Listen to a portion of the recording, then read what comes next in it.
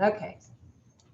So we have what's called single sign-on, which means eventually you will be able to sign into everything with the exact same username and password. Right now, you should be able to sign into web services. It's just your last name, first initial, or if you're a part-time person, last name _ first initial. And when you're in here, you can see up there in the quick links, there's DragonZone, LearningZone, and your HCC email. You use the same username and password for all of those things. If you change your password, it changes everywhere. So you don't have to worry about forgetting it. If you changed it for one thing, it's always going to be whatever you changed it to everywhere you log in. Logging into a computer, it's the same username and password. The quick links up there, I want to point out the third link from the top says LMS help form. And that is good. You can't get to that from DragonZone. You have to go to web services. But this is actually where you can send us, my office, Online Ed, a message about if you're having problems with something to do with the LMS. If you don't know how to do something or something's not working, you can still send us a little help form right there. We monitor that. It comes to everybody in my office. So if one of us is out, the other two are monitoring it. There's 3 of us that watch this all day long. So if you're having problems, that's where you can tell us about it. The HCC email, that if you have a work computer, you probably have a group-wise link. It takes you exactly to the same place. You have more functions using the group-wise app on your computer than you do using this, because this is a web-based version, which means you can get to it from any computer. But that's just another way to get to your HCC email. All right. You have actually 2 ways of communicating with students through an email type system. One of them is through your HCC email, which is your at hcc.edu email account. And the other way is through the learning management system, LearningZone. It's called messaging. And if a student sends you a message from that, it will be forwarded to your HCC email. And you can reply from there, and it goes back through LearningZone. But it can be a little confusing to know that you actually have 2 systems. So you have a history of what happens in LearningZone in the messaging with students, and then you have your HCC email. If you're communicating with students about a course, you should try to keep it in LearningZone, because that way if there's a question about why something, like if they accuse you of not doing something like communicating, the best way for us to prove that you have is to have that right there in LearningZone. But you're not required to use it. It's just, it makes things a lot easier for you and for the students. Okay, so I'm going to show you a couple things here. I'm still not on here. I'm not. No? Okay. So I don't know. I think this Okay, let's do this. I know how to fix it. Well, you can't get to your email, can you? Okay, so let's, so I've got the email from my phone that I was sent, but okay, I okay, tried that. this is for, okay, yeah, and you tried that. Mhm. Oh, up here, put your, oh, and you did that already. Did you try it at hcc.edu? Yeah. Oops. Ah.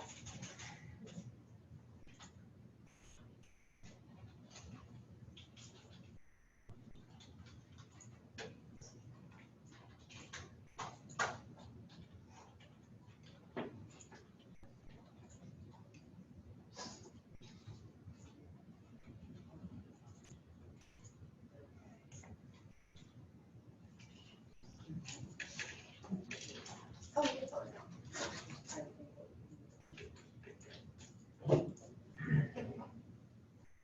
And you're part-time? I'm trying And to online. online. Okay. Let's see. Oh, you are in DragonZone. Mhm, I added to that. Oh, okay. Well, then that means your password was changed to whatever your DragonZone password is. Oh, Yeah, I saw that one.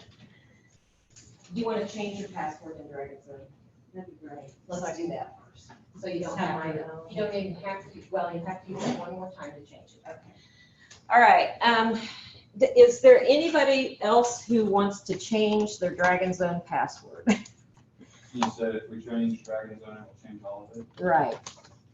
And the reason I say that is when you first get into DragonZone, they give you a funky password. You do not have to use that. You can go immediately in there and change it. So if you want to change it, this is what you need to do. In DragonZone, up by your name, We have to get in there first. yeah, you have to go in there. Are there any parameters around it? Like, does it matter? They don't like characters. Numbers and letters.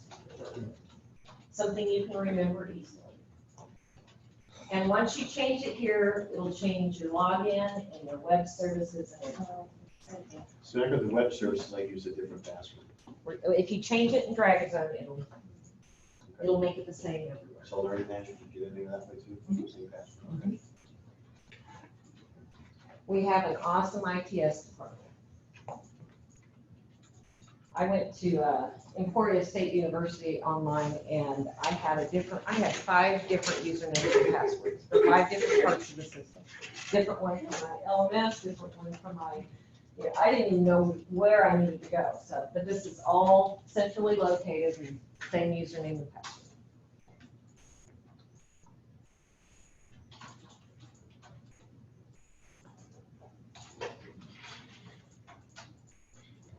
Oh my gosh. Okay, now you're gonna change it under your username. Change password. You have to type it one more time. Whatever you want.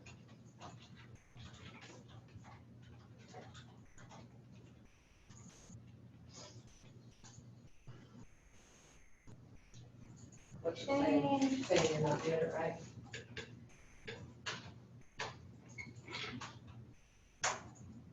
So then that should work in web services too?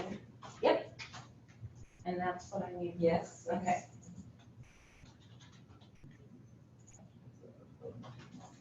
If it doesn't, Close that. No problem.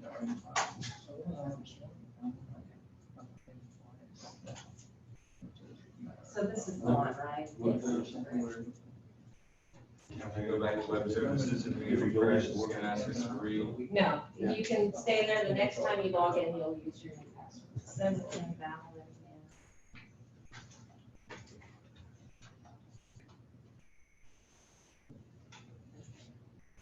That's all right. You're fine.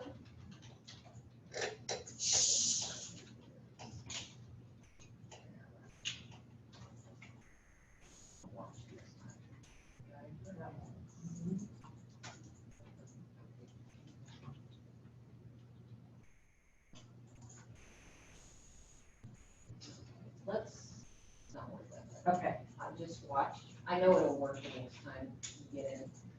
It probably was just something. That's fine. That's fine. Okay, sorry to keep you waiting. That's fine, you're fine. Okay, so was everybody successful, whoever wanted to change their password? Yes. As far as you know? Okay, all right. One thing I want everybody to do real quick, if you're able to get into web services, is go ahead and complete the LMS help form. I want you to ask for access to it's called LearningZone Instructor Essentials. It's a course that we created that has like little tutorials and information about how to do everything you want to know how to do in LearningZone. So if somebody's not around, you have a place to look it up.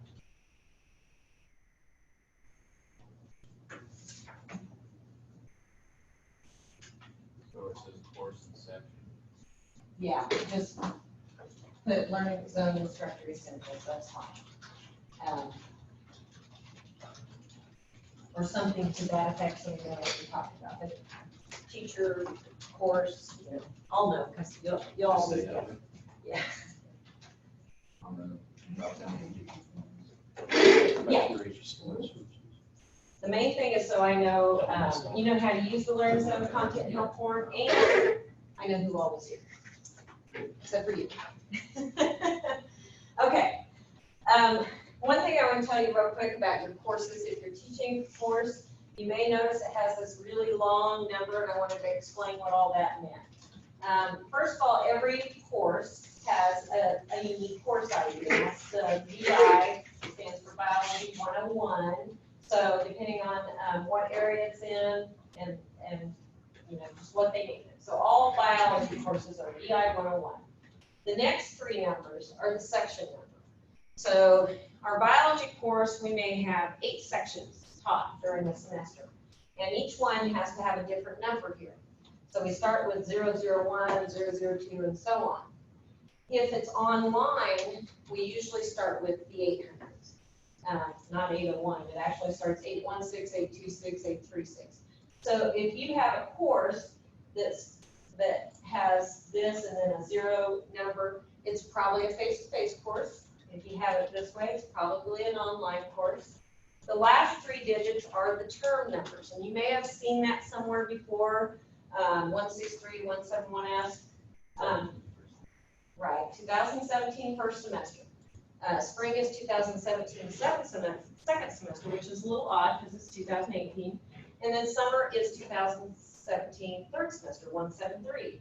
So we just got through with 163 this summer. So it can be a little confusing, but if you remember that the fall semester always starts with whatever year it's in. That's 171, next fall is 181, next fall is 191, so on. So if you contact us for help with a course, we like to have the name of the course and the section, because we can look it up, but it takes time. So it's best if you just give us this information. We usually know what semester we're in. Okay, we got the LMS help form. One thing in web services that is still there that you'll need to know unless they change it, at the end of the semester, we don't have, our LMS is not tied in with our grading.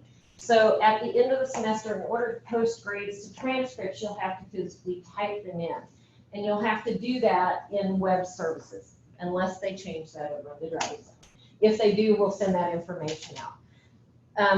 If you go in here, and I'll show you where, you'll notice for each of your courses, there will be a place for grades for both midterm and finals. Nobody does midterm. So don't worry about posting any midterm grades. We only post final grades here. And usually it's a letter grade. So I'm trying to think, I haven't done this for a while. So right under faculty is where most of the content that you need to do anything with, and you'd go down to grade entry. And it would bring you a list of your courses, and you would select the course that you want to enter grades, and then type a grade for each of your students. All right. When it comes time to do that, generally you get a reminder, you know, grades are due usually by noon the day after class ends. So if you're in a class that you have papers or projects due, make sure you give yourself enough time to get them graded before the grade posting is due. Yeah, if we're using the hybrid model, would this be done by the facilitating instructor or by the official instructor? That's right, you're a grade teacher. I am. Okay, I'll explain that. That's good. I'm glad you brought that up because that's actually the next thing I wanted to do is explain the types of courses we have. We have, of course, our online courses are completely online. Our web supported are face-to-face. We call them web supported. We call them that because all of our courses, regardless how they're taught, have a course shell and learning zone. So whether you're teaching face-to-face or online, you have a course shell. We also have what's called a hybrid. That's a different thing.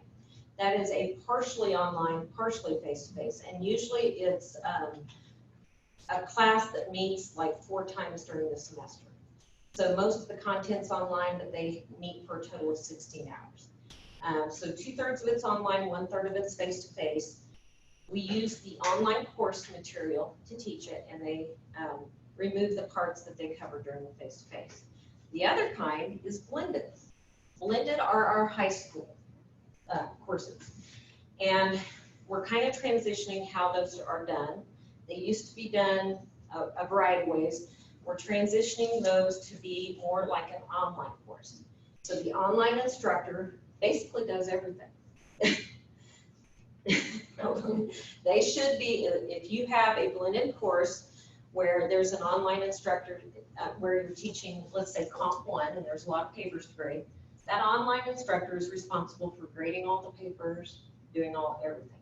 The classroom teacher, your job is to help the students, you know. If they, you know, if you see a skill they need, you can teach that, or, you know, if they have questions about things that you would normally cover, you can do that. But the online instructor should be in charge of everything else. If there's ever any problem, you need to contact Nancy Barnes, because she communicates with that instructor also, and she can help you, you know, figure out any problems. But usually the online instructor will contact you and kind of tell you what your, you know, role is going to be and stuff. We're just, you know, every course is different. So, but if you have any problems, Nancy Barnes will be happy to help. All right, got the grade entry. Next, DragonZone. So DragonZone is the student portal, but it's also employee portal. Now, you're not necessarily going to see all these little tabs. You would if you had ever been a student. I was a former student, so I still see academics, finances, resources, and campus life. You probably only see dashboard and employee, unless you went to school here. So under the employee tab, the employee info gives you information about your personal information, your paycheck stub, any files you have on whatever turned in. And then you can also look up the courses that you're teaching here. Now mine's going to look a little different because I don't have any courses assigned to me. I'm not teaching any. But usually, from what I understand, they just changed this like in the last month to where this is available. So from what I understand, when you have sections here, if you look up your last name, I'm trying to think of the last name. Or you can look up a teacher. Then it should bring up all the courses that are under your name. Now, if you're just starting here, there'll only be whatever course you're teaching this semester. If you click on the course, it'll give you your course roster, and that's where you can do things that have to do with your course. If anybody was at that all-employee meeting yesterday, Jesse Newberry explained about roster certification.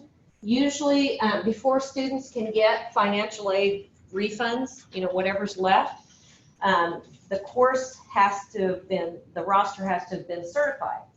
And by certified, I mean that you have to have said this student was in class, okay? Students have a certain amount of time when a class first starts to drop it and get a full refund. If they, occasionally a student gets in a class and doesn't realize they're in a class, so they may not drop it. Part of your job as the instructor is to say, this student was here, so they're aware they're in this class.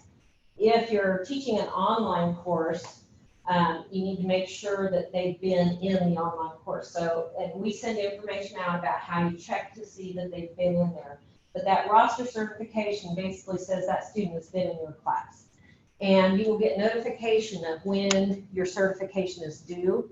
And if you're teaching a class that you're using the online shell at all, you can do the roster certification in LearningZone as well. So I'll kind of show that to you. But just know that if you have to do roster certification, you can either do it here or in LearningZone. The syllabus is the official HCC syllabus for the course. It's just automatic. You don't have any say, you don't change the syllabus.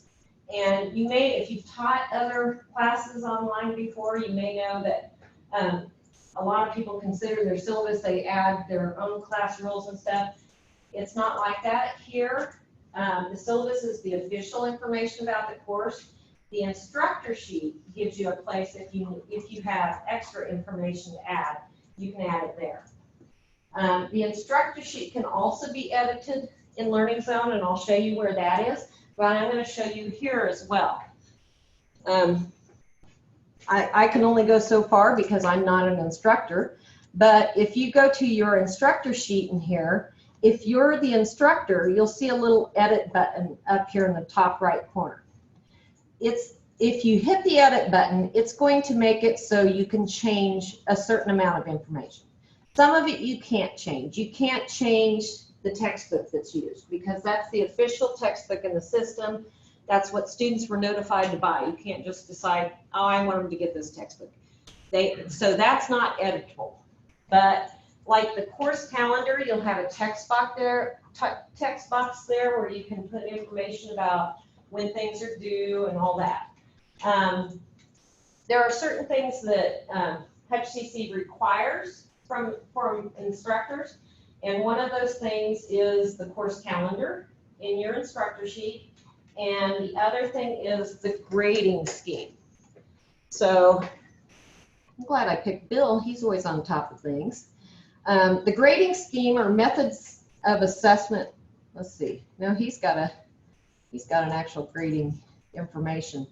But usually the grading scheme is just something here, that methods of assessment that tells the student how they're going to get their grade. You know, how many points for different things. And it can be real simple, but instructors are required to do that. Yeah, I got a question on it, because Yeah. mine was grayed out and all filled in, but I tried to go in there and just read it and edit that. Okay. Are you, I just jumped around. okay, go to your instructor sheet. See if you can find it again.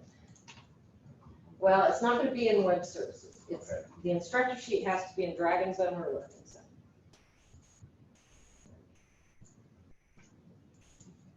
There's a tutorial, isn't there? That's how. Yes. Okay, that's fine. Actually, hit it right there.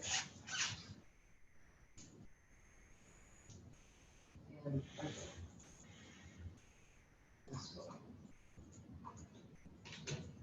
Yeah, and it looks exactly the same as that.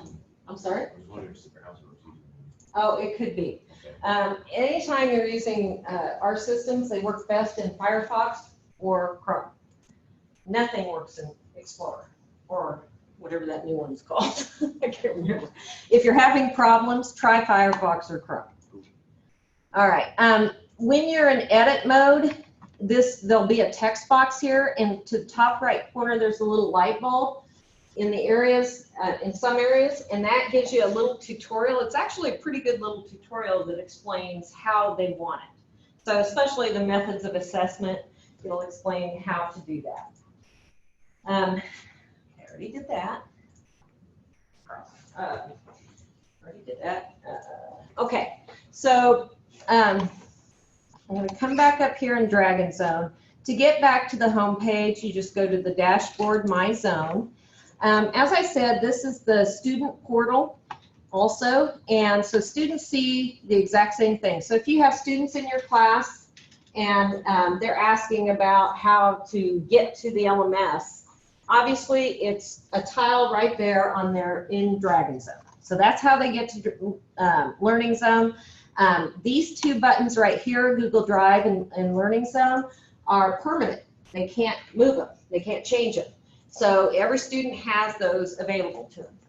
Now, I mentioned to you that you have two ways of emailing or messaging. Students also have this two ways. They don't have group-wise, but they have their DragonZone account. Each student is given a DragonZone email, which is actually a Gmail account, which is great because it also gives them access to Google Drive. And that means if they're using a Chromebook that doesn't have Microsoft Office on it, they can type a paper in Google Drive. And they can submit it directly from Google Drive to LearningZone. So yay, no more excuses. There's information, and I'll show you once we get into LearningZone, that you can give your students or direct your students to find out more about how to do that. They do not, if they want to use Google Drive to type papers, they do not have to use their DragonZone account. They can use their personal Gmail account. We just show them how to tie it to a Google account. It's easier if they do use their DragonZone account because then they don't have to worry about where is it, but it's up to them. Okay, Let me get a couple other things. Okay, so up here in the top right corner, there's a little messaging thing. And for students, if you send them a message in LearningZone, they're going to have a notification here. They're going to have a little number 4 up here, and they're going to have the number of messages, or they're going to have the number of messages from LearningZone right there. The Gmail is, of course, their DragonZone Gmail account. And DZ messages, those usually come from the college. And whenever there's a new message, this little icon up here will jiggle, so it kind of draws their attention to it.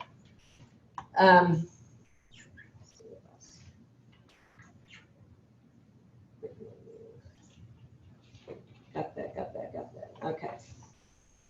All right, so I'm going to go ahead. Let's go ahead and go into LearningZone.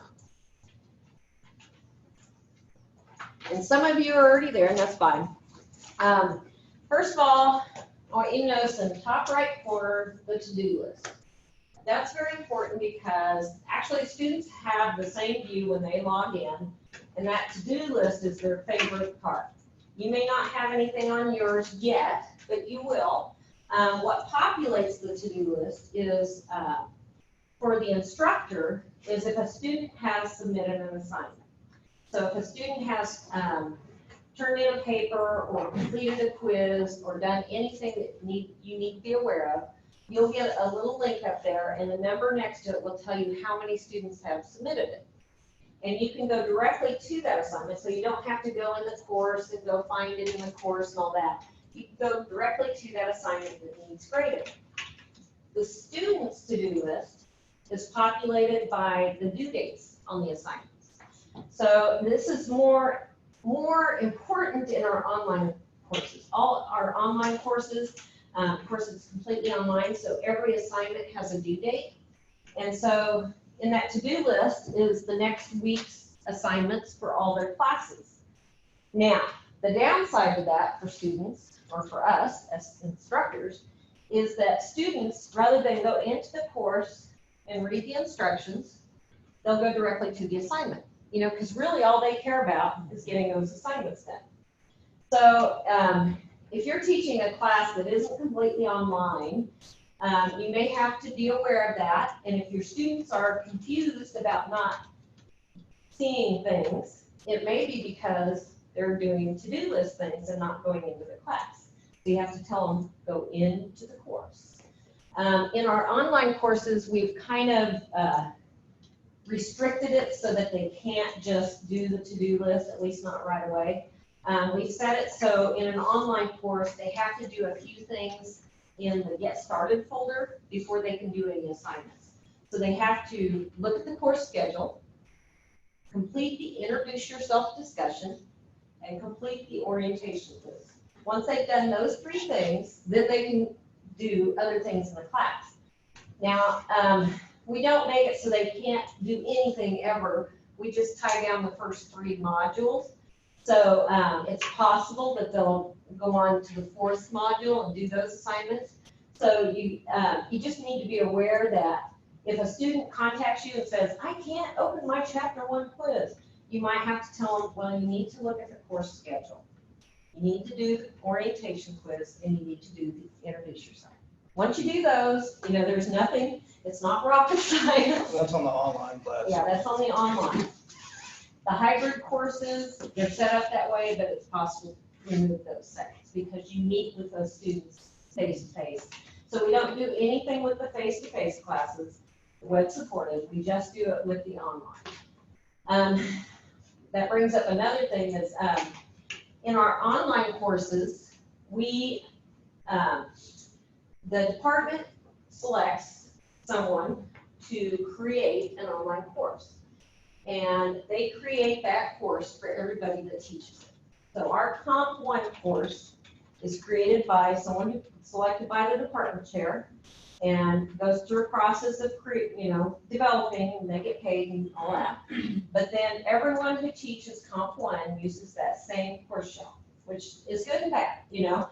I like it because it's consistent. All the students, no matter which section you're in, you're going to have the same assignments, same expectations and all that. Some people, it takes a little getting used to. Personally, if I was teaching, I'd say, yay, I don't have to create a course shell. All I have to do is teach it. You know, it kind of leads you through it, but that's how that is. Our hybrid courses, because they're partially online, they have to go by the online rules. So they start with an online course shell, but the content that's covered during your face-to-face time, you can unpublish or hide.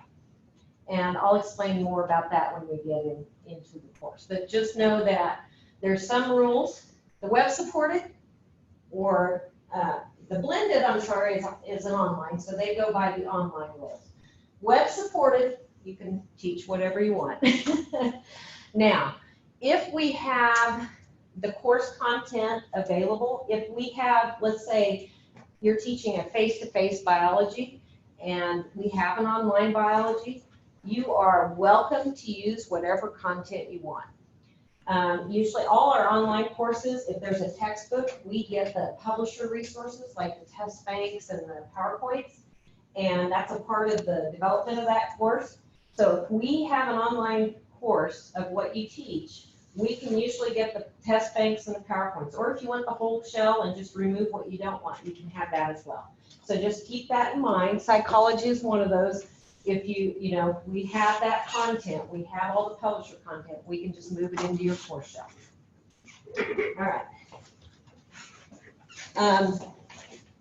Now, over here also on the right-hand side, the coming up is going to be things that are coming up in the next 2 weeks. And then at the bottom, recent feedback, there's nothing there right now, but that will be things that if a student has made a comment on, let's say, a graded assignment, then you're going to get a notification there. So you can go directly to that comment on that assignment. That's not the same as messaging, like if they sent you an email. That's just like if you graded an assignment and they say, I thought I deserved an A, you know, you're going to see that feedback right here. And it'll be like at the top, it'll be with a number beside it if you have an assignment with multiple feedback. So it's very easy to see that information. This part in the middle, the dashboard, I call these tiles, but if you look at this little cog up here, they're called cards. And you can change that view to recent activity.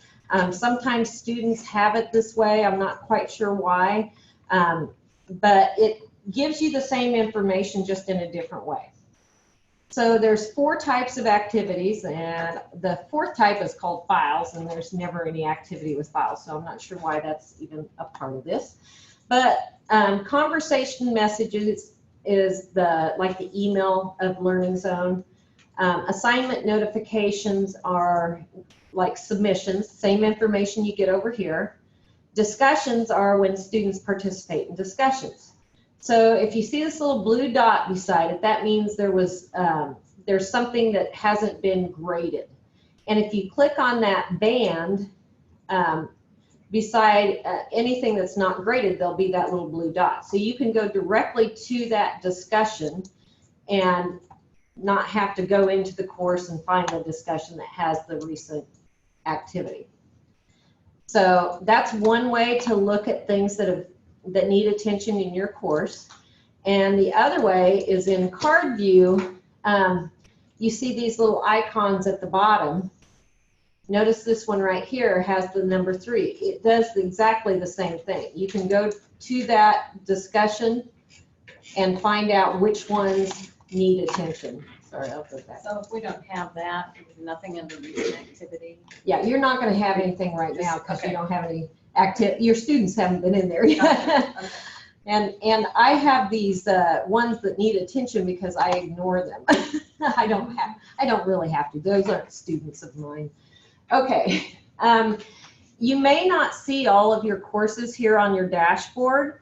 And this is something that recently changed in LearningZone in Canvas. That used to be that they'd have all your courses show up there, but only like 15 of them would fit.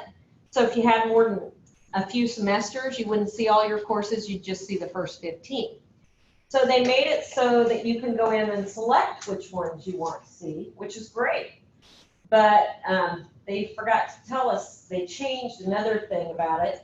Now they only put the courses up there that are in the current semester once the semester started, or in the current semester once the course is started. So our courses actually will populate 3 days before the start date. So that tile will automatically show up 3 days before the start date, which is fine for students. They don't need to be in there. They can't get in there before then. But for instructors who want to prepare their course, they have to go find it. So you can go in and select ahead of time to see the courses.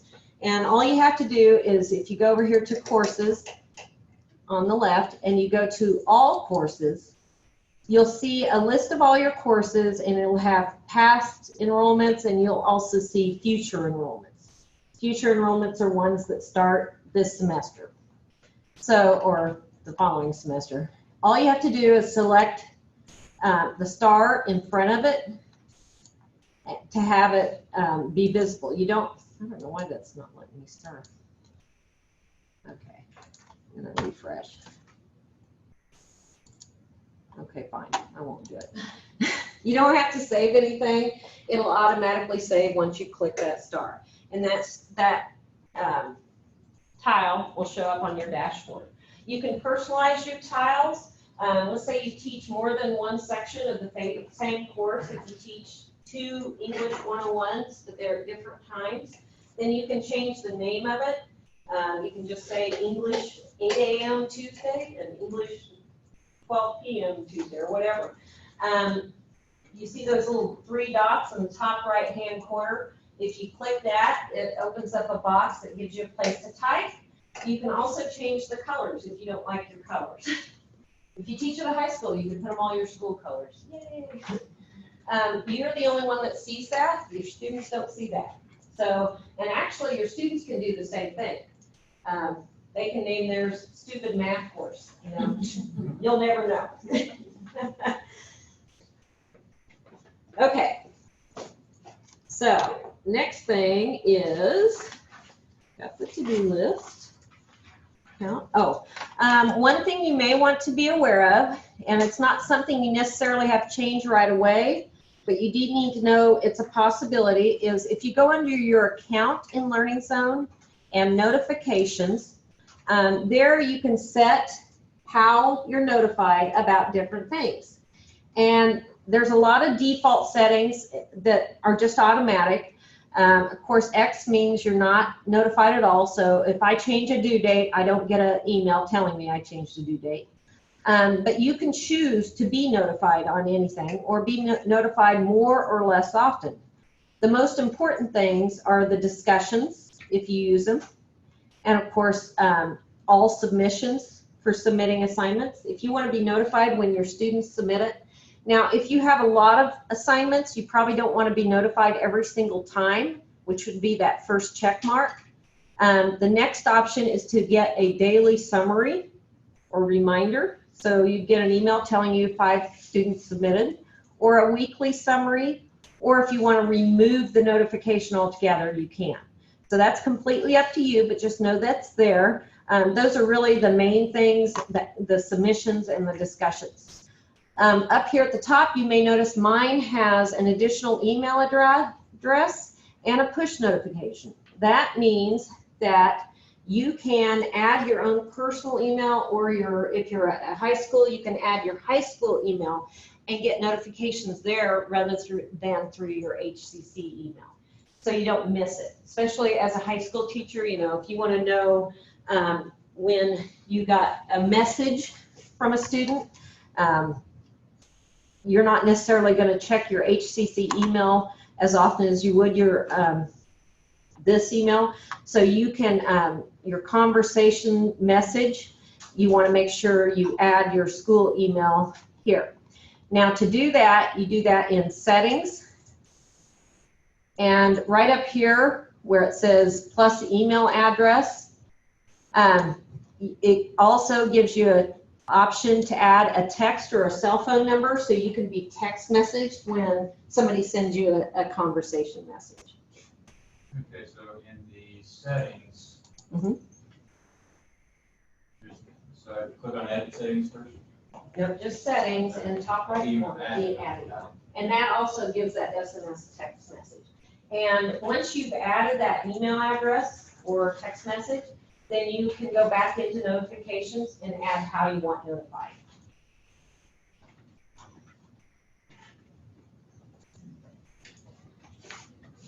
All right. I'm gonna ask, Yes. we wanted to add our HCC email to like our phone, to pop up on our email, but what's the? The group wise, you have to talk to ITS. They'll help you. Okay.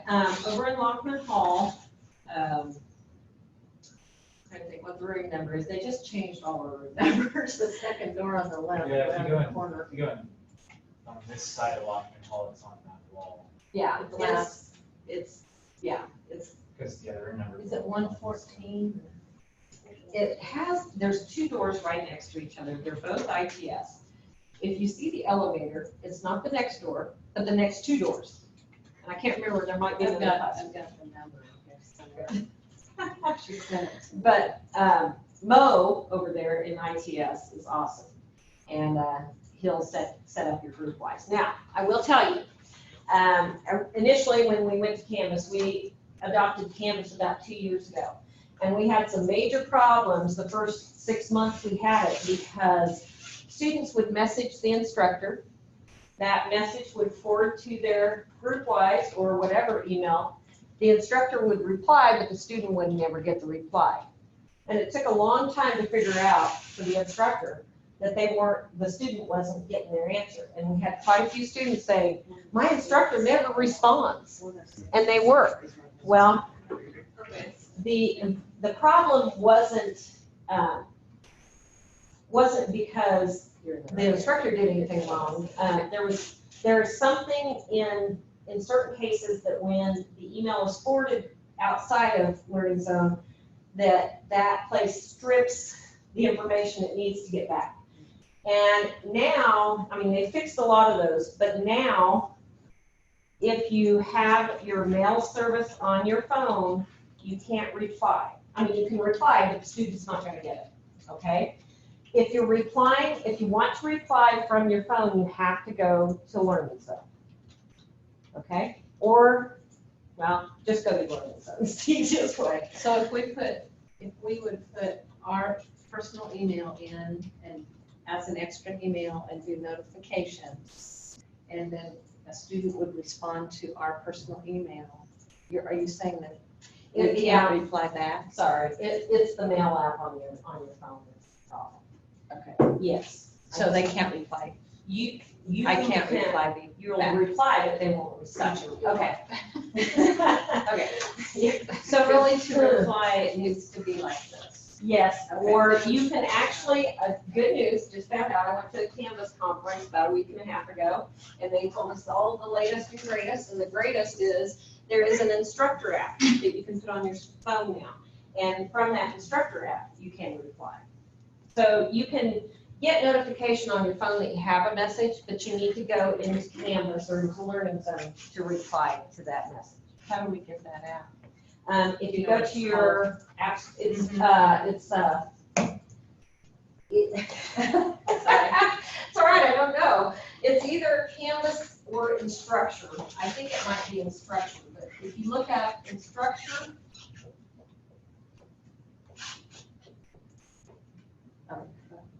Canvas, Instructor, it might pop up, Canvas, and then either Instructor or Teacher. There's several apps. They have just a regular app. You have to get the one that's for instructors. Now, the good news is if you use that, you can also grade and do everything else. That is That's great. brand new. That's good news. I agree. I'm excited. If you have an iPad, you can use that too. All right. Okay.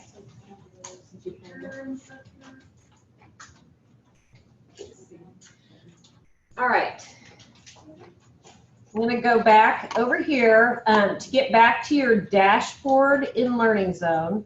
If you hit the LearningZone icon on the top or dashboard, it'll take you there. So either one takes you to the same place, gives you your list of courses. And I'm going to bring up a different course, so I have to go somewhere else. Give me just a second. Oh, Canvas Instructor. And it had teacher? Yeah, Canvas teacher. Yellow.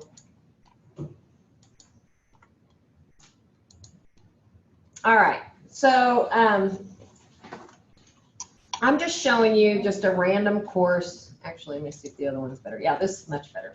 Okay, so most of our online courses, this is what they look like.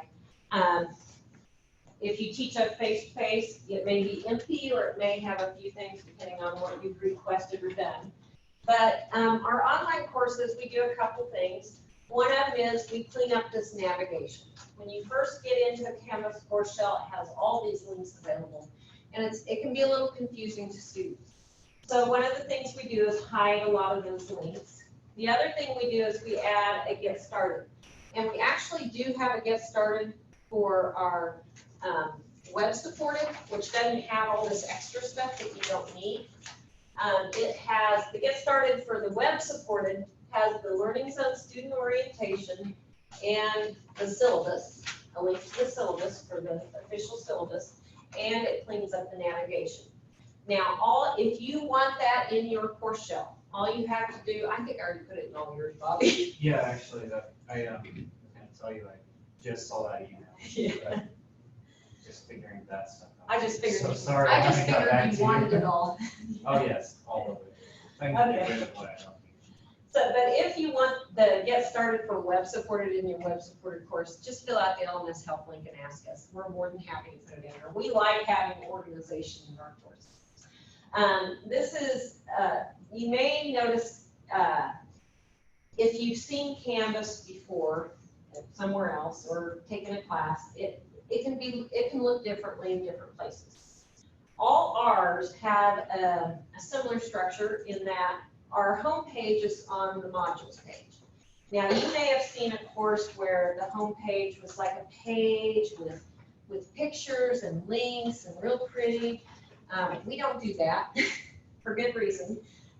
The modules page is accessible. It's ADA accessible and it's mobile accessible. And so we're trying to keep things moving forward in a way that's going to continue to be accessible and not make it harder for students. So we use the modules page. If you teach a web-supported class, like I said, you can do whatever you want. Just know that this is much easier for you to add content and to understand how to organize.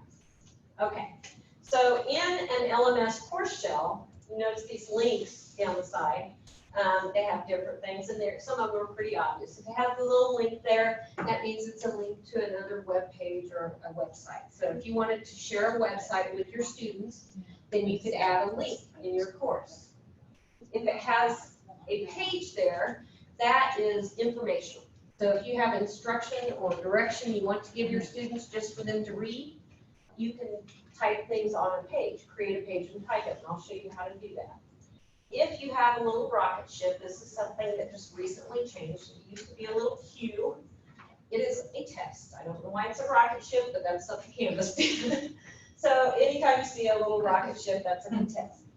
If you have the little text bubbles, that's a discussion board. And then there's one other type of content. And that If you is, hover above them, it'll tell you what those are. oh yes, thank you. A lot of things in Canvas are like that. If you hover, well, there's another kind. There's this with the down arrow is a document of some sort that they can download. So like PowerPoints or Word documents, if you want to share a Word document with your students, they can actually look at it in the browser if you put it in the course, or they can download it. Now, finally, this one with the little pin here is an assignment. And that's actually, if you want students to submit a document, you're going to create an assignment. And this is great if you want, rather than get a paper copy, if you just have them uploaded here, you can look at all the documents here. You don't have to download them to your computer. So you could also look at it on your phone. You could also grade it, and that grade will go into the grade book. So and as with everything else, you're welcome to create whatever you want. You may be gonna go over this, but Mary said that there, is it Mary? No, For which class? no, the one who's in charge of online.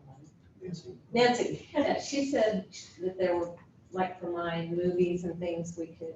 there's Yeah, what something- course do you teach? Or religion. Okay, I'll have to look into that. It depends. Okay. Every book.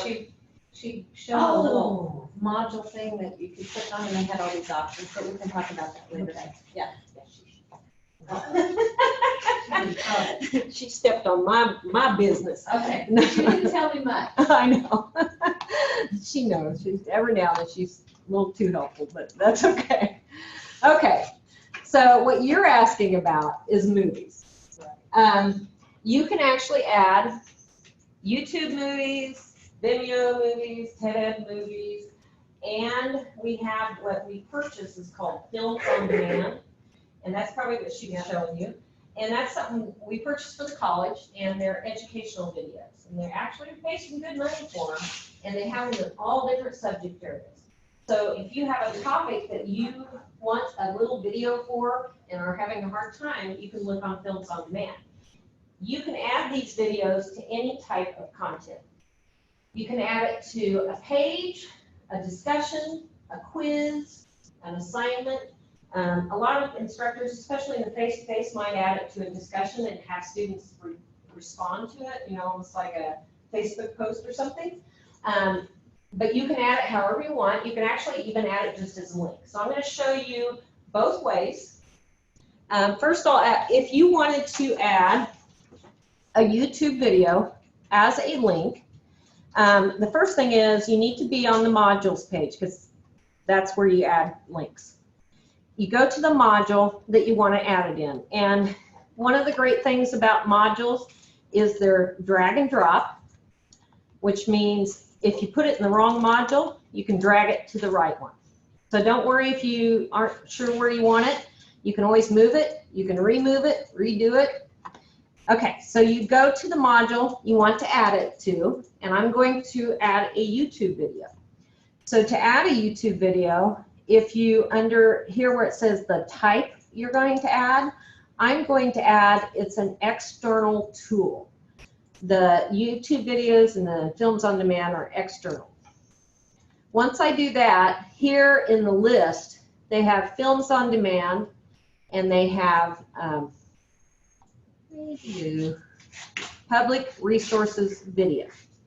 That's the YouTube and the Vimeo and the TED Ed are all in Public Resources Video. So I'm going to select that, and then I'm going to say what kind of video I want to add. And you notice here they also have Khan Academy, so if you teach a math course, that's you can get those from there.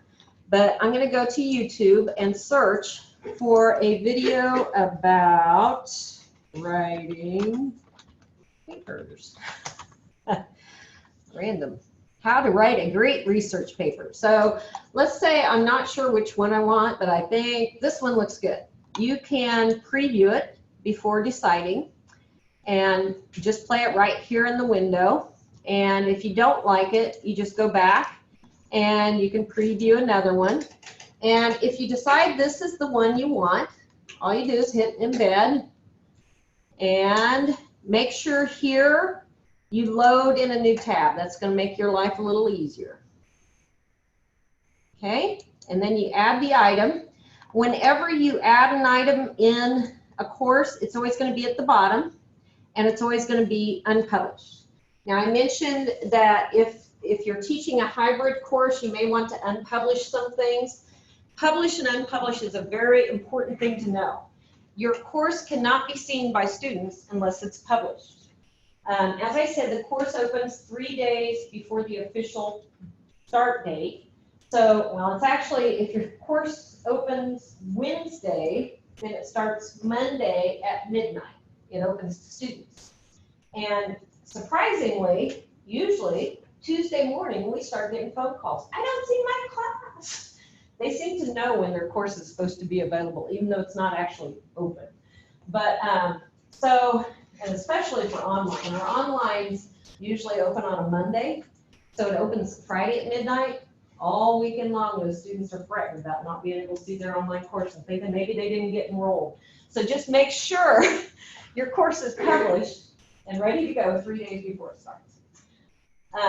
Each item has to be published that you want students to be able to see, and the modules need to be published. Now, most of the time in an online course, these are already done. You know, everything's published. You see the little green cloud, yay, good. Gray cloud means students don't see this, okay? So the course itself is up at the top. It says publish, unpublished. So you'll see this publish, unpublished. Now, if you teach an online or a blended or a hybrid course, we will make sure that they are published before the students have a chance to see, because we have a system in place that we go through them all and make sure they have content, make sure they're all published. But if you teach a web supported, it's completely up to you whether you want your students to see it or not. But just know they won't see it unless you click that publish button. On any assignments, it's the same way. But you know, you can always unpublish things and publish them just by clicking that little cloud until a student submits an assignment. Once a student has submitted an assignment, you cannot unpublish it. You can't hide it after that. All right? It is possible to delete it by accident. You try not to, you just want to hide it, and you can actually delete it. But Canvas is very protective of anything the student does, and you cannot permanently hurt anything. If you delete an assignment that has student work, it's in the background, and it's very easy for us to get it back. So don't freak out if you accidentally delete something. You go, ah, you know, all those papers, just give us a call. Hit the LMS help link, we'll get it back for you, don't worry. Okay, I mentioned that, you know, the students see things or don't see things based on published or unpublished. You will probably want to look at your course before you let the students see it. You'll probably want to look at it as a student. So to do that, you go to the settings in the bottom left-hand corner. It's the oddest thing. It should be easier, it seems to me. Settings, bottom left, student view, top right. And you can go in and explore your course and see what the students are seeing. If the students contact you and say, I can't do this, I can't do that, you can come in here and say, did you submit your orientation quiz or introduce yourself? You can't see them exactly, but you can kind of see what it looks like to them. Once they've looked at the schedule of assignments, I'm going to go back to the home page, then that schedule of assignments is going to have a green check mark. So you that process again, right? Yeah, me too. yeah. You said Sure. settings. Okay, let me show you real quick. Down here at the bottom, leave student view. So as long as you're in there, it's going to have that strip. Okay, bottom left, settings. Top right, student view. Yeah. Yes.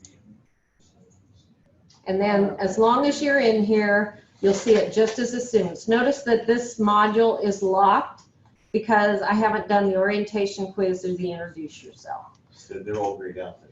Right. That's the issue. Okay. Yeah. So They when can't they've get done to it. that, then they turn black. Right. Once they've done that, they'll be open and they'll look just, and you notice that we didn't lock everything up. If you look down at the bottom, there's a lot of stuff down there that they can get to because we try not to restrict unnecessarily. We just want to jumpstart them getting in the class. Okay. That's our hope. Okay. So another thing there in settings while I'm in there, if you plan, I'm going to get out of student view by leaving student view. And the difference between this reset and leave, reset clears the memory of you as a student. So if you want to go in and practice taking a test as a student, you can go into student view and take that test and it doesn't hurt anything. But that score, you'll see that score under test student in your gradebook. It absolutely does not hurt anything, but it annoys some instructors to see test student with a score, kind of throws them off. So if you want to reset that so it clears that score or clears any activity of the test student before you leave it. Okay, now the other thing is, as a web-supported instructor, you may want to take attendance and use the attendance feature in LearningZone. To do that, you need to make attendance available here in the left-hand navigation. You can see there isn't anything here, but if I go to settings, and up here at the top it says navigation, down here I'll see attendance as one of the options. Okay, and then I save that. Once I've done that, those links at the top, whatever's showing at the top will show over here. You do not have to worry, students do not see attendance. This is only for the instructor. Just because it's dark doesn't mean they have any. Yep. So on the attendance, since the primary instructor is not there in the room, do I have the capacity to take attendance for her, or do? You do. I would ask her about it though. She wasn't sure how it worked. She Okay. thought she might have to do it, so I would just send her a spreadsheet each week, or. Why don't you ask Nancy? Because high schools are a little sensitive about that whole attendance thing. They're actually, it's really weird. We take attendance so we can give it to the high school when students are taking the class in high school. I mean, Well, it's for you guys. And like for us, you know, if a student is gone playing baseball, they're there, they're Yeah. just out missing from the classroom due to an activity. And Yeah. I wasn't sure how that would translate. Honestly, in that case, I would treat it just as you do with your high school. But I would ask Nancy as far as if you're willing to take attendance and your cooperating instructor doesn't know what's the best way to answer, I'll be happy to help you out. Okay. So in the attendance feature, you have the list view and the class view. In the list view, normally you have a classroom full of students, and the easiest way to take attendance is to mark them all present. So you just click that and then go back and change the 1 or 2 students that aren't present. So you mark them all present, and then over here next to the one that wasn't there, you select more, and you can remove the present, which makes them absent, or you can mark them tardy. Not sure what that is. Present 1. Oh, this means you just don't have any information there. So present, absent, tardy, or no information. You can also create a seating chart. If you have students in your class, they're going to show up over here. Let's see, in a list over here, and you can put them where they're sitting. And if they have a picture in the system, that picture will show up as well. So you can take attendance just by clicking them to mark them absent, or the multiple times. Mark them all present, and then mark the one absent that's absent. So either way, it's personal preference. One downside to using the attendance feature is that the first time you use it, it adds a new assignment in the gradebook. But it's easy to fix. You just have to go in and mark that assignment as ungraded, and it'll remove it from the gradebook. You do not want to delete that assignment, because the next time you take attendance, it'll show up again. Deleting it doesn't fix the problem. You have to mark it as ungraded. So I'm going to show you real quick how to do that. The gradebook is populated by the assignment. So if you see this assignment tab, remember these grayed out things mean they're things students don't see. So you go to your assignments, and this is how, if you want to add something in your gradebook, but you don't want it in your modules, you don't want students to necessarily be able to click on it, you just want it to show up as a place to put grades, this is where you're going to go. Okay? The gradebook, or the assignments, you notice have groups or categories. You might have quizzes, discussions, daily work, however you want to set it up. Or you can have it all in one area as assignments. Is completely up to you. Makes no difference. You can drag and drop things from one assignment area to the other. But as I told you, the first thing you need to do once you've used attendance, if you decide to use it, is to change that attendance feature. Let's see if I I might have heard, oh, there it is, roll call attendance. So you want to look for the assignment roll call attendance. Yours won't be, unless you're teaching an online or hybrid or blended course, you won't have all these assignments to look for. You only have 1 or 2 or whatever you've created. So it's not as hard to find. But you want to look for roll call attendance, and to edit it, you select it. And really, things in here are pretty intuitive. When you select an item, there's always this edit feature somewhere close to the top right corner, and then it looks like this. Now here, you notice that it says it's worth 100 points. That means it's going to affect your gradebook greatly if it looks like this. So you want to change this display grade as to not graded. And that just removes it. Doesn't matter what the points are or what category it's in. It's not going to be in the gradebook now. The students won't see an effect on their grade. They won't see it in their grades. So yay. So I'm going to go over here and show you. I should have shown you before where it was. But usually in the gradebook, this is the gradebook. Anything new always adds to the end, or you just kind of have to look for it. It's kind of a weird order.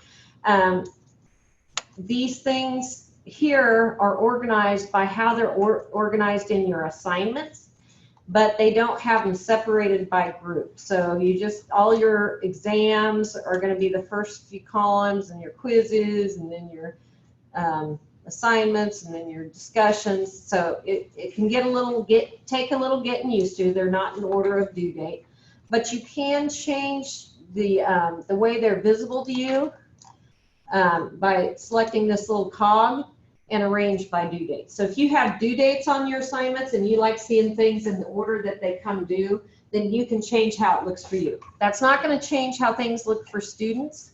They can change it themselves in their own view. And if you use the gradebook, there are some really neat features here. Let's say you have a paper you want all your students to submit, and it's due by midnight tonight, and you have 5 students that haven't submitted. You can actually email just the students who haven't submitted just by going to that assignment in the gradebook. And if you hover over it, you notice a little drop-down arrow. And you select that drop-down arrow, and one of the options is message students who. When you click on that, you see this option, haven't submitted yet. So it automatically picks the students who haven't submitted, and you can send them a little message that says, hey, this is due tonight, get busy. You can also message students who haven't been graded. And this is nice if you have a paper that's due, but you're not going to get around to grading it for a few days, or you may have graded 1 or 2, or you just want the students who have done the work to get this message. If you select this haven't been graded, then it's going to pull the students who don't have a score showing, and you can message them and say, hey, I know you submitted. I'll get this done by Tuesday at noon or whatever. So relax. You can also, after they've done an assignment, like gotten a certain score, you can message students who got a high score or a low score. Low score, hey, you need to read your chapter in your book next time or something. So you just say scored less than. If they scored less than 60%, you need to read the chapter. So it's just a nice way to communicate. Okay, anytime you want to return to the course from the gradebook, you need to hit this little test course, or the name of your course up here. It's kind of funky because it kind of takes you into another page. When I roll call things category, is that common? You should just do that score category grade. The roll call, it's an automatic thing that it is from Canvas, and it's something we can't change. Actually, they do not like that you are not supposed to grade students' attendance. You can grade a participation, but you need to name it participation, not attendance. Okay, so just you want to make sure that's grayed out then. Yeah, you want to make it ungraded as the assignment. Now you can also edit that assignment. I told you, go to the assignments, but you can also do that from right here. If you select the assignment and go to edit. Yeah, so you can do that from the roll call assignment. It does, It doesn't matter. Okay. Now, let's see, was there anything else? Oh, there's one thing down here at the bottom that you may be tempted to do at some time, mute assignment. It's misleading. If you have let's say you have a test that you're having students take, and you would like for everybody to take their test before you let them see the scores. You can mute that assignment, which is hiding their scores from them, okay? But just be aware that when you mute that assignment, what that does is it shows a misleading score for you and the student. The student sees their overall score in the class as if they didn't have to do that assignment, so it's not there. You see their overall score as if they got a 0 on that assignment. Yes, this can be a big mess. That's why we don't want to do it. No, you can do it, just do it temporarily. Also, there's a couple other times when that happens. If you have an ungraded assignment, let's say you have an assignment that you don't require, and so some students don't complete that assignment. If you don't put a score in for that assignment, then it does the same thing. It shows for the student as if they didn't have to do it, which they're fine with that. It doesn't affect their grade. But it shows for you as if they got a 0. We actually had one of our very important instructors a year ago do this at the end of the semester. She had a few quizzes that she decided she wasn't going to count because half the students didn't do it. And so she looked at the total grade, posted their grades at the end of the year, and had to redo several grades because it changed their letter grades. It changed their overall grade. She had to redo their grades. Luckily, she was high enough up on the food chain, it didn't affect her too bad. She didn't chew herself out, let's put it that way. Okay. Okay, so I mentioned that this Get Started is in the online courses and the hybrid, and you can have parts of it, whatever parts of it you want in your course. The important parts are the student orientation, because I mentioned that your students are able to sync their Google Drive to LearningZone, and this is how they're going to get that information. So if they go to the LearningZone student orientation, you have to click out and go to another place, but it takes them to a course that has instructions on how to use LearningZone, how to submit assignments, how to look at their grades, all that stuff. It also has in here a video right at the top that says DragonZone and LearningZone overview. It's about a 15-minute video, but it's pretty well done, and it shows students how to get around in DragonZone and how to get around in LearningZone. So it's great, especially for a high school class, to have students just go look at that right off. Go into your student orientation and look at that so you've got an idea how to use this. The other thing it has, if you scroll down, is completing tasks, registering, submitting Google Drive. So they need to know how to link their Google Drive with LearningZone so they can submit a paper. Once they have registered with Google Drive, and it's a real easy thing to do, the instructions are good too. You notice there's 2 different links that say the same thing. One of them is a video, the other one is a document. So depending on if they'd rather read it or watch it, they're both there. So I forgot what I was going to say. Anyway, it's really easy to do. Oh, when they can submit a paper, when they want to submit a paper with Google Drive, what happens is, I'm going to come back to, I'll go out of the way. Need to move that. Okay, so what happens is, when they go to submit a paper, I'm going to go into student view again so I can kind of show you what it looks like when they submit a paper. Go down to something I can. Oh, I'm in the wrong thing. Sorry.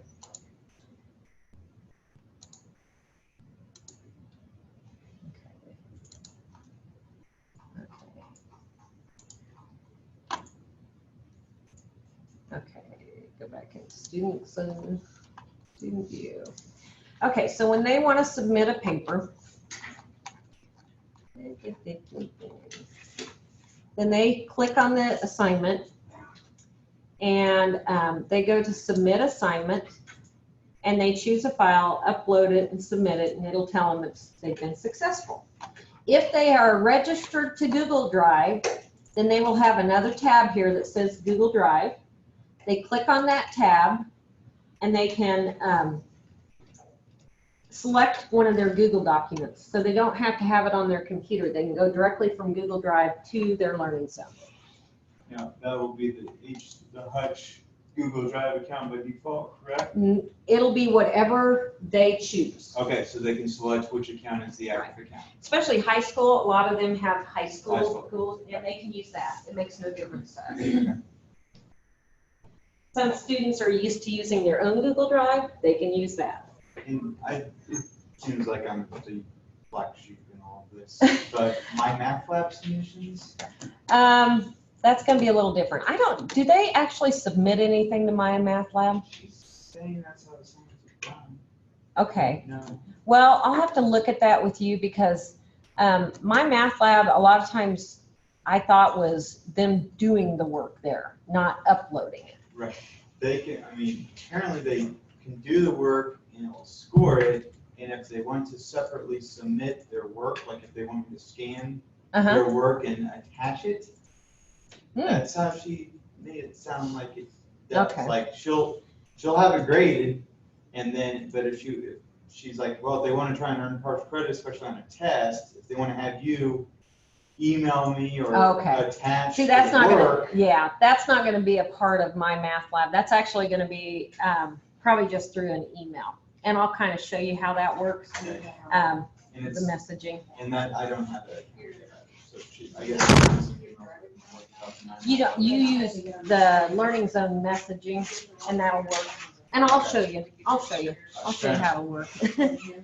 Okay, so the next thing is I want to show you how to create assignments in your course. Oh, I kind of got off track. I was going to show you how to, I showed you how to add a YouTube video. Leave and leave.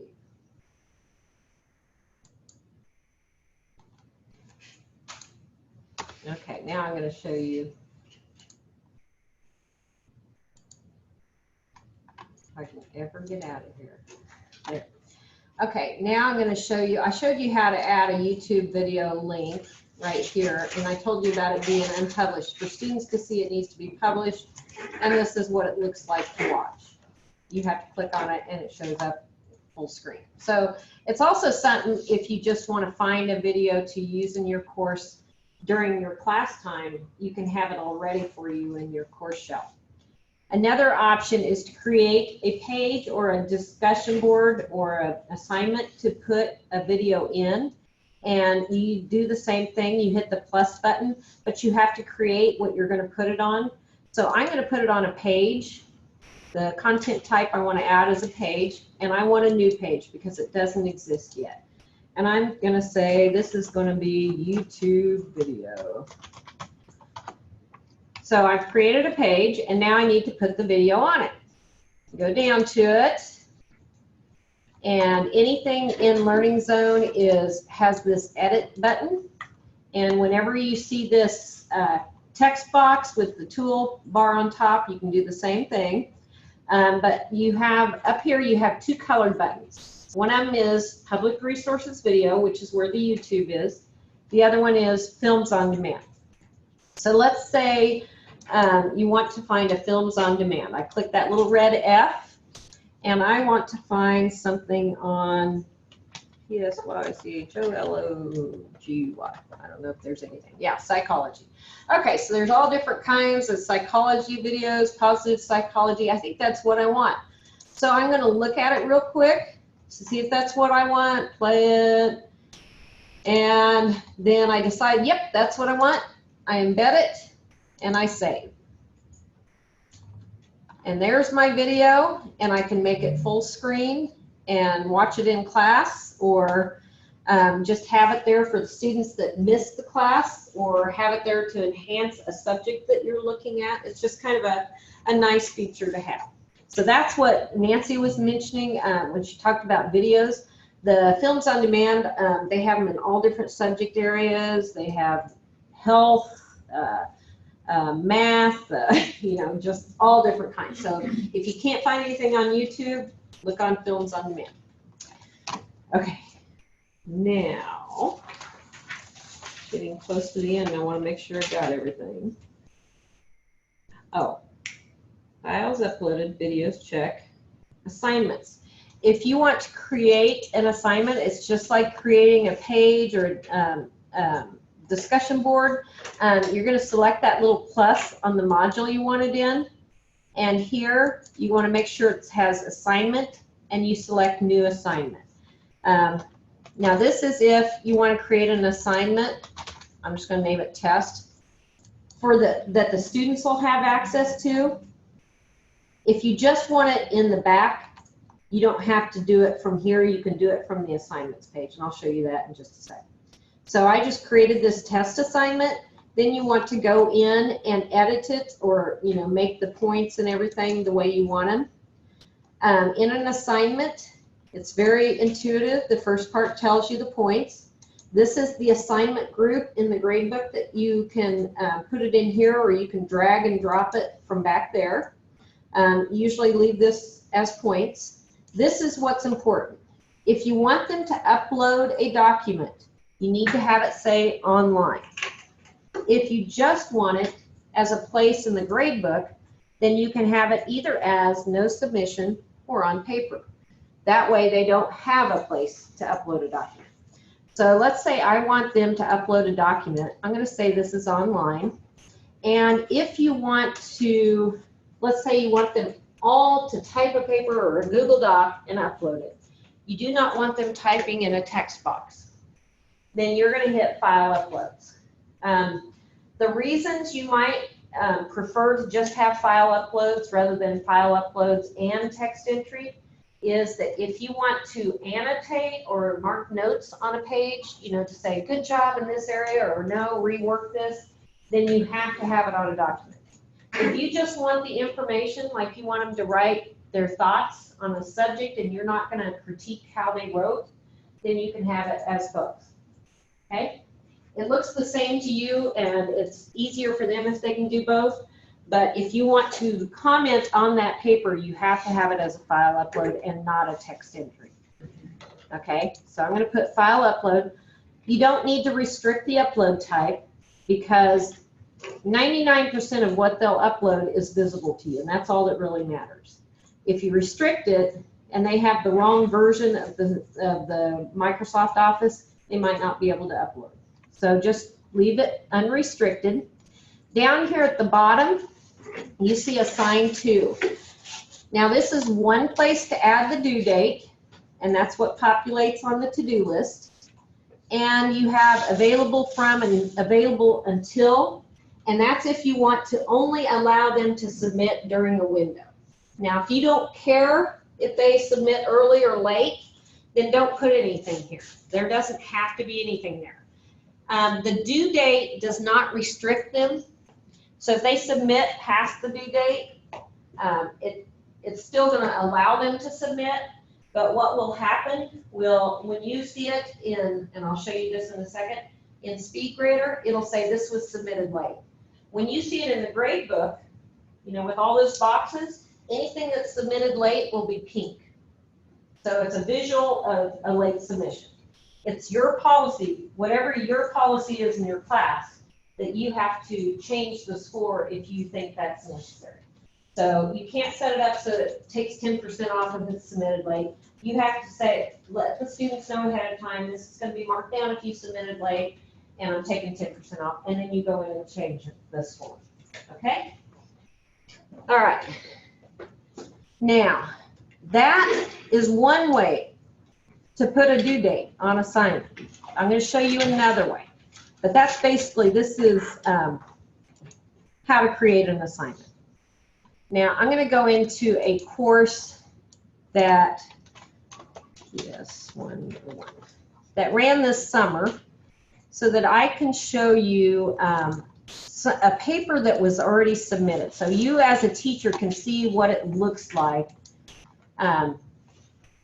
when a student submits a paper. Let me get down here to where there's a paper. Okay, so right here I have, this is the instructor view, what it looks like. You're welcome. Right here is the instructor view. And if you go into any assignment in your class, you'll see this button that says Speed Grader. And if you click it, it takes you to a new window. And this is Speed Grader. It's actually a place where you can look at your documents, the documents that were submitted online. If you look up here, it has student names, and you can go from one to the next just by hitting the forward arrow. You can select the down arrow and select a specific student. If you see a green check by it, that means you have graded it. If you see an orange dot by it, that means it needs graded. This is one of those things you get notification from. If you need to grade it, you'll see an orange dot, or you'll have a notification on your home page. If you come here to the assignment, you'll see orange dots only by the ones that need graded. So this is a document that the student uploaded.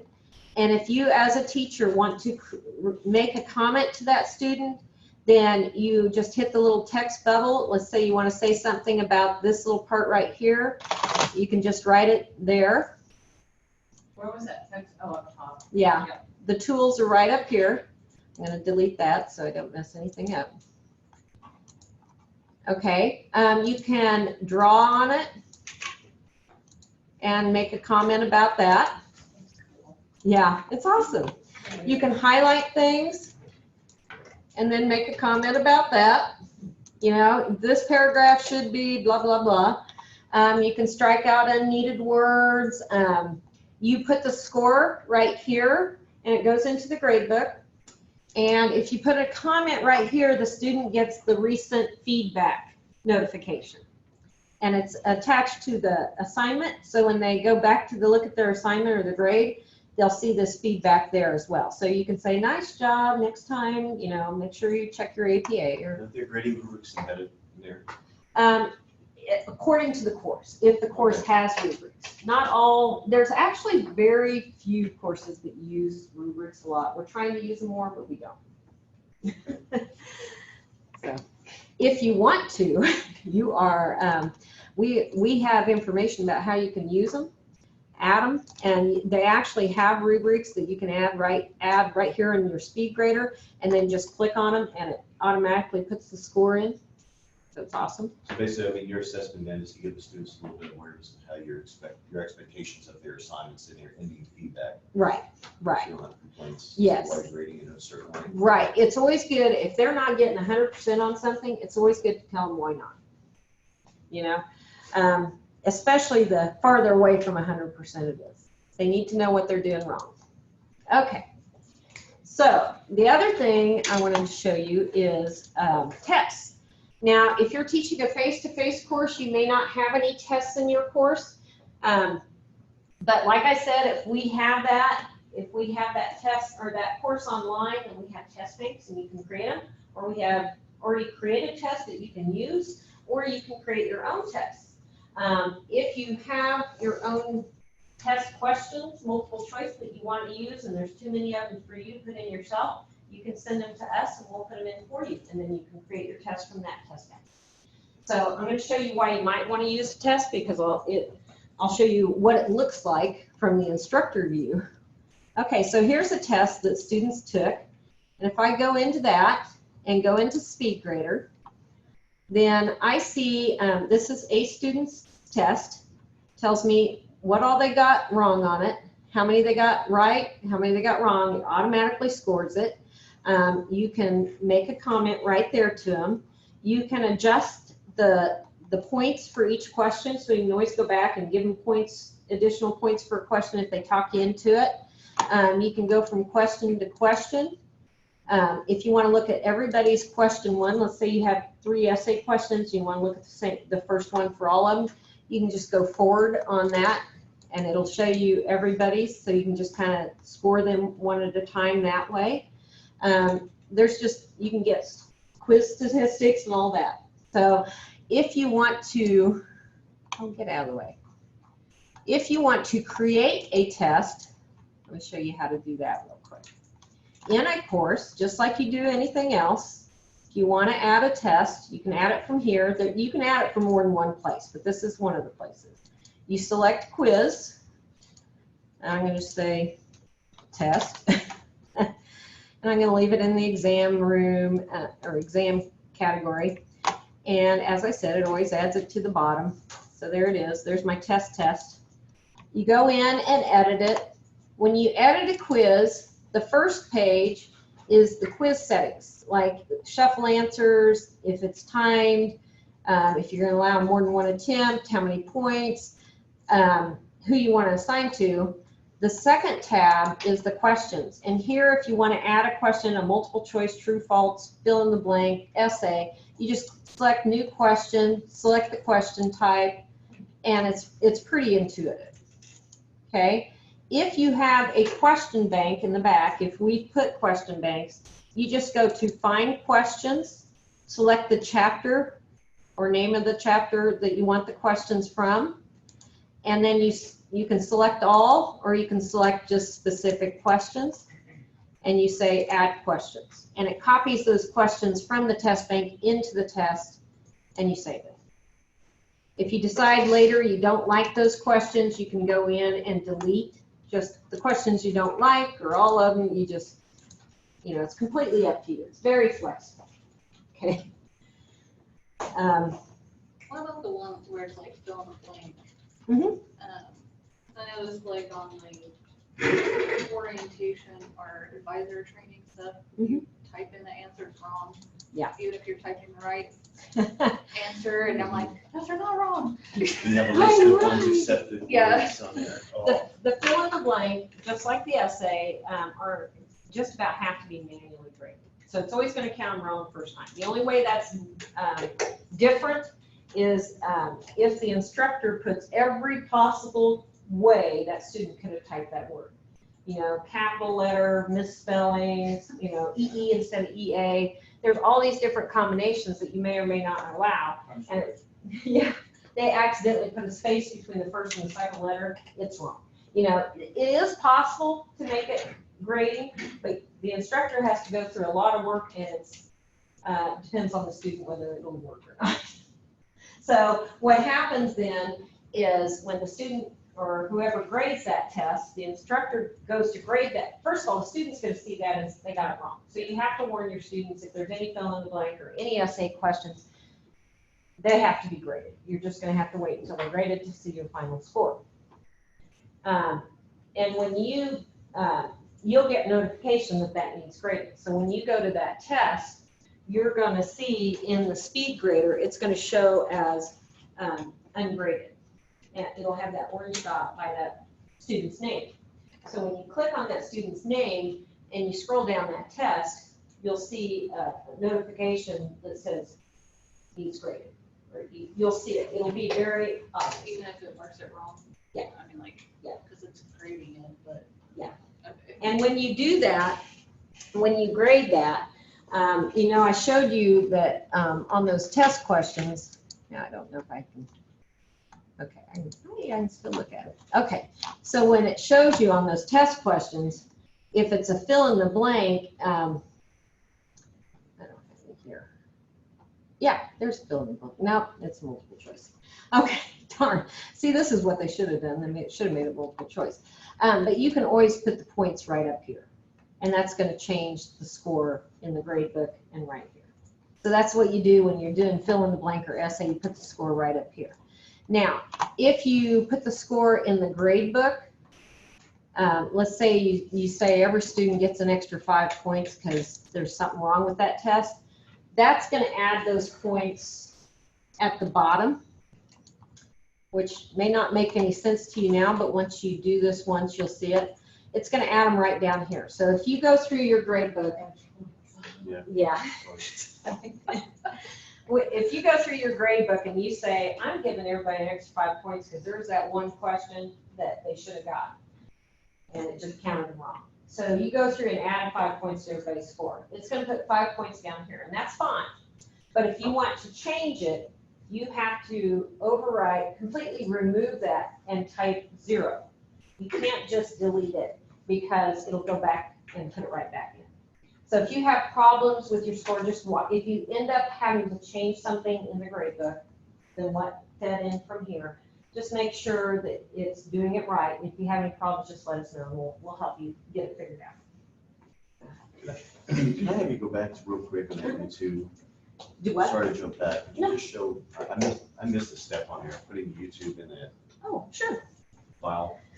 Okay, so on adding it like to a page or adding it to a Yeah, adding it module? to a page. Okay. Okay, let me get out of here. Yeah. And everything done in here, there's more than one way. So I may show you one way and you might find a different way that you prefer, and that is fine. Yeah, I have, but I forgot how to get there. And when So you I'll say go you're by your way. adding it to a page, is this considered a page? So when you said adding to a page. Well, no, that's actually a discussion board. Okay, A so, page would be that like one of that. those, okay. Just it's content. Okay, gotcha. It doesn't do anything to give you information. Sorry about that. Yeah. Okay, let me find where I had that real quick.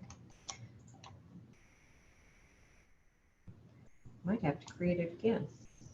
Where am I? Oh, well, I'll create it again. Okay, so you have a page. I'm just gonna name this one video, so I know it's different. That's what I do. Oh, you have to have the page first. You Now- have the page, you edit the Right. And really, you can do it anywhere you have that text box. So you have that text box in quizzes, you have them in discussion boards, you have them in assignments, and you have them in pages. Don't let me forget to tell you about files, because that's going to be important. So you edit that blank page. Mhm. in, okay. And then I showed you how to add a YouTube video as a link in a module. This is how to add it as on a page. You select the stack of books there. Sorry, let me go back. The two colored things here are video things. This one is public resources video.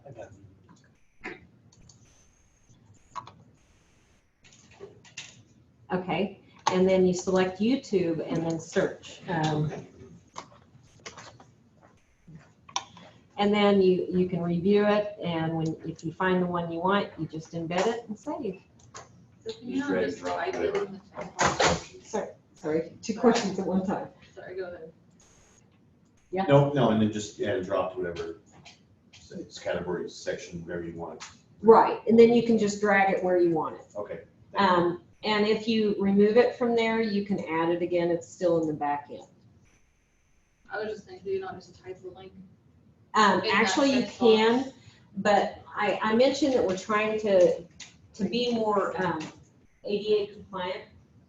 And if you can actually copy and paste the link in there and it'll work, or you can put the embed code, but there's something to do with ADA compliance that doesn't cover. So it's best if you can find it this way, but if you can't, you can do it the other way. But if you're teaching a web supported course, you're probably fine because you're there to explain what's going on to the students. You know, our online courses are pretty structured in how we do them, but yeah, you can go to, let's just go ahead and go to YouTube real quick. I'm gonna find a video. And it brings up CPR videos. Oh, there we go. I want to do this one. Ready? Okay. Now, you can, used to be, let me see if this still works. You should be able to copy this and, yeah, no, paste on here. Used to be. Nope, that didn't work. Okay. Oh, goodness. I'm gonna get out of here for a second. Go back here.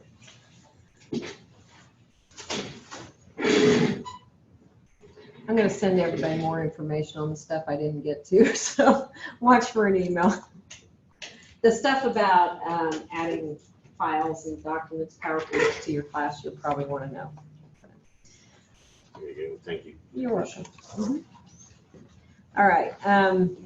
So you asked about being able to just copy a link. Actually, used to be able, you could just copy this address and paste it in there.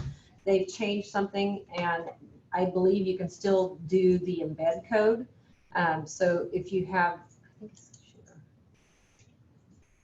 Oh yeah, if you hit the share on YouTube and down here you see embed, it's going to give you an embed code right here. It's a little more complicated, but there's some videos you can't get to on the YouTube through Canvas that you might have to get just by searching on here. And so you get that embed code. Let me just show you how you do that. And you go in here where I'm going to add it down below this other video. Say I want it right here. I put X's there because you have to have it in HTML before you can add the embed code. If you add it this way, it's just going to be gibberish. So see this button up here, it says HTML. And right there is where those X's are where I was at.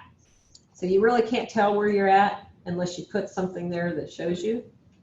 And I'm just going to paste that embed code and save it. And it'll be right there.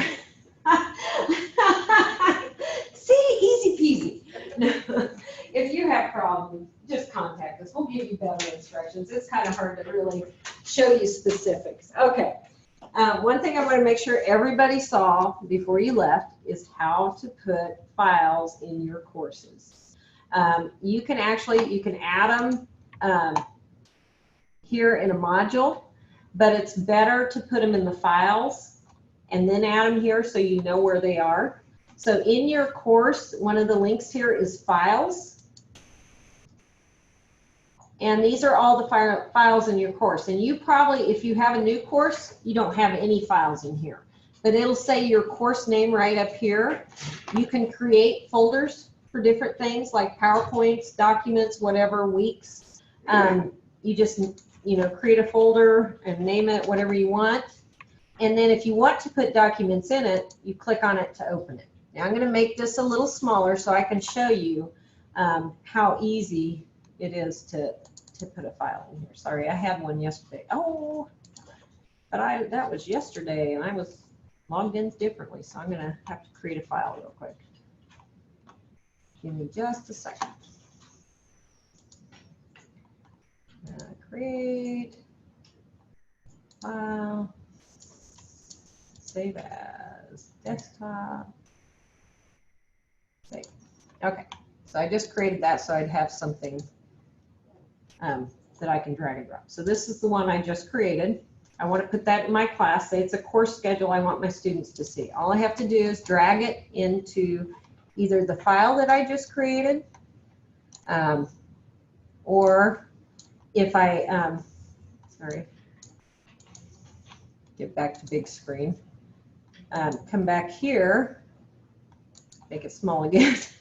I can also just drag it into here. So I've put this file in 2 places in this course. If I want to move it, make this big screen again, I can drag it to where I want it. I put it there twice, so it's now there. I just replaced it. So it's in this folder called PowerPoints. Now, if I want students to be able to see that file, I go to the module I want them to see it in. I hit the plus sign, and this is going to be a file. It's going to give me a list of all the things that are in the back, and you look for the folder.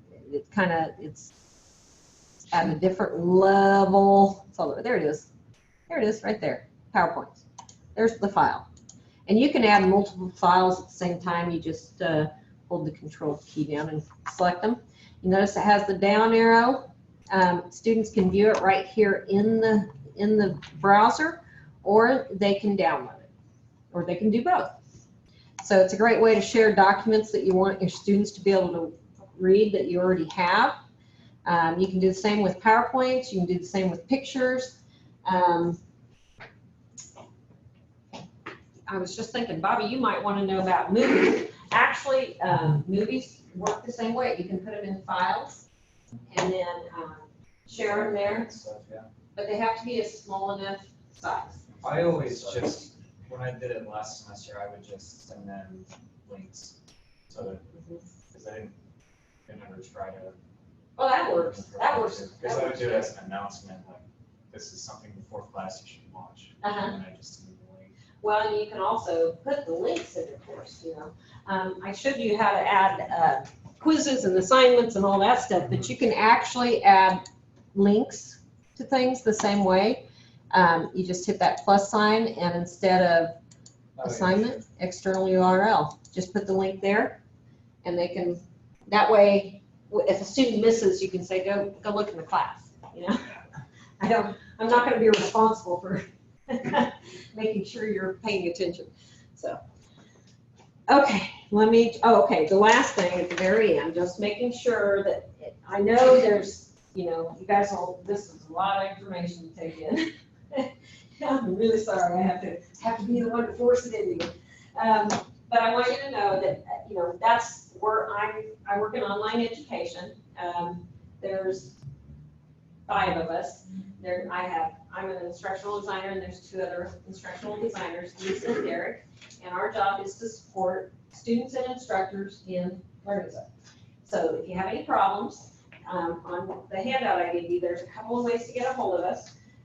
One way is to email online ed, and that goes to everybody in our office, which includes Nancy Barnes and Rhonda, my boss. And another way is to use that LMS help link that I showed you in web services, and that goes to SID. So if it has something to do with Canvas, it's best to use that. There's a phone number down there, the 665-3332. That rings the 3 of us. So whoever's available will answer. We're usually pretty quick to get back with you. As far as content in your course, if it's an online or a hybrid course, we import the content automatically. If it's face-to-face, you're welcome to use whatever you want. You can ask us to import content from the Online Master if there is one. We'll be happy to put the Get Started for Web Supported in for you. We support the web supported too, the same as we do the online. If we have test banks for you, we'll make them available for you. In fact, occasionally we have instructors, web supported instructors, that ask us to get the test banks, even if there isn't an online. If we have the ability to do so, we will. So that's what we're here for. Okay. I think that's it. One question on that Yeah. switch, I know there's more than an email I sent you last week, but I had my syllabus go across in one class, but not 2 of my others. Okay. With my interns, I didn't expect one, because that'll be more specific. But- Yeah. Okay, so the So syllabus. it's just the generic one. Right, and that's something we need to set up. The syllabus is tied to the course, so if it's an official course, and I think your intern one is an official course, then all we need to do is fix it for you. So just fill out that LMS help link and say my syllabus is broken. Cool. Yeah, that happens a lot because we have to do it manually and we don't catch them all. A lot of face-to-face teachers don't use Should I send you it. a different one for the different courses, or just me as? A list is fine. Yeah. Any other questions? If not, that's it. Thank you. Thank you, and seriously, that's what we're here for. I'm gonna talk to you about my math lab. And I'm. No, Actually, spacing buildings, straight down the street, Uh-huh. and the dorms, I guess is what they are. Oh, So uh-huh. part of our one of them, Okay. Football field.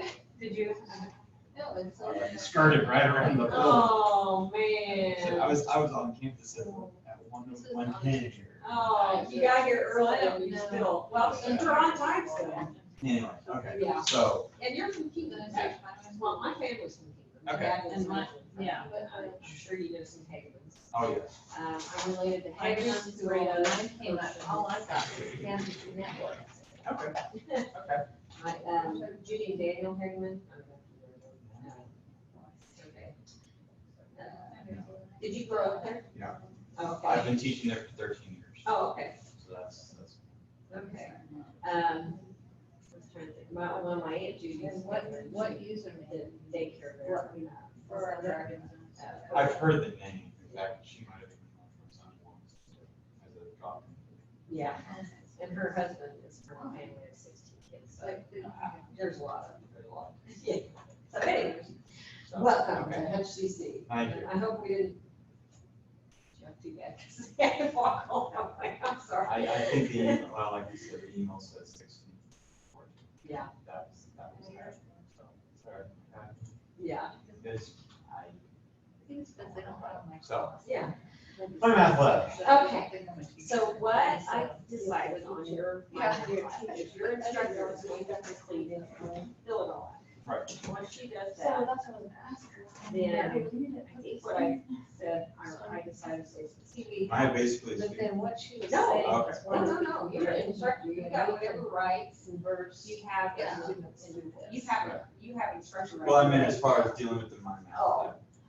You'll be able to see it, because I believe. I'm gonna be gone. Because the only thing I'm really interested about is just being able to assist students, particularly when it comes to nomenclature. Oh, You know, if there's a label, Okay. Nation, decimal, spelled out, So. what, Yeah. you know. Yeah. So, I mean, that's the biggest thing. And this is gonna be really, I've been like the teacher for the last 5 years. when we did through HCC, so this is gonna be- I know. But Think of it as.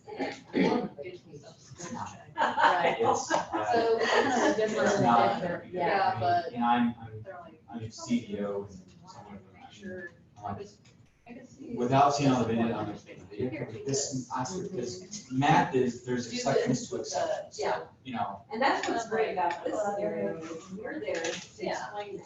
but I just need to know when I need to Yeah, explain it. oh, I know. But anyway, so, I mean, I've already had a good, nice conversation with Nikki about it. So, I mean, and we're on, I mean, we're gonna communicate a little bit more, but I just want to be sure. Okay. and- How do I even get to my? My math, okay,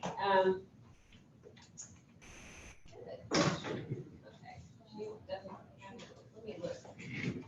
Go back. Well, I saw something on it. Okay, go back.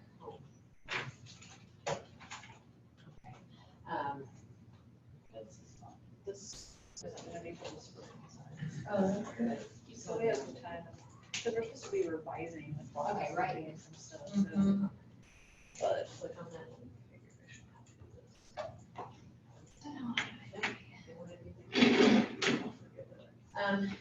Click back here on this tab. Maybe not. Yeah. And. Good luck. Okay, thanks. Go back over here. Sorry. Take what you want. Yeah, it was no, it's okay. Okay, I don't think that's, let me look at my information. I don't think Melinda has gotten that information updated yet. Okay, and that's possible. Let me just, I want to be sure I'm just following up